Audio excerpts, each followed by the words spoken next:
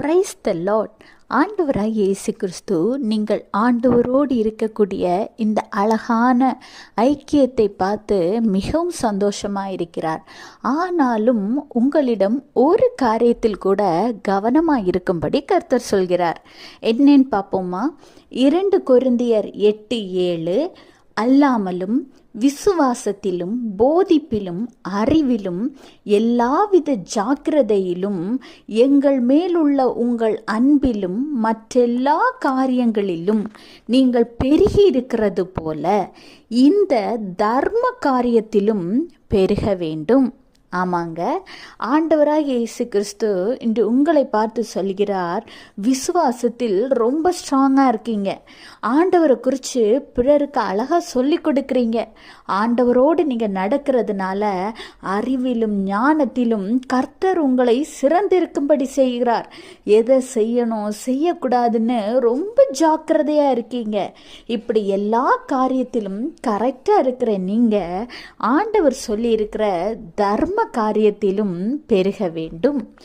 அதாவது ஒருவர் இல்லை என்று சொல்லும் முன்பே அவங்களுக்கு கொடுத்து உதவுற பிள்ளைங்களா நீங்க இருக்கணும்.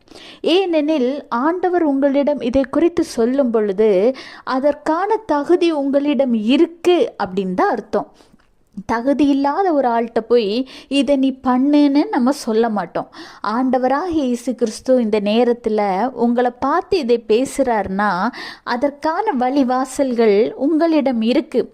ஏழைகளுக்கு உதவுகிறவன் கர்த்தருக்கு கடன் கொடுக்கிறான்னு இருக்குல்ல, அப்படி இருக்கும் பொழுது நீங்கள் கர்த்தர் திரும்ப தருவார்னு எதிர்பார்க்காம, அவர் தருவார் தான், ஆனால் அதை நீங்கள் எக்ஸ்பெக்ட் பண்ணாமல் ஆண்டவர் உங்களுக்கு எவ்வளவோ ஆசீர்வாதத்தை தந்திருக்கிறார்ல, இந்த ஆசீர்வாதத்தில் மாதத்தில் ஒரு குறைந்த தொகையாவது உங்களால் முடிந்த அளவுக்கு எடுத்து படிப்பிற்காக, அதாவது ஸ்கூல் போக முடியாமல், புக்ஸ் வாங்க முடியாமல், ஏன் ஒரு பென்சில் ரப்பர் கூட வாங்க முடியாமல் கஷ்டப்படுகிற பிள்ளைகள் இருக்காங்க.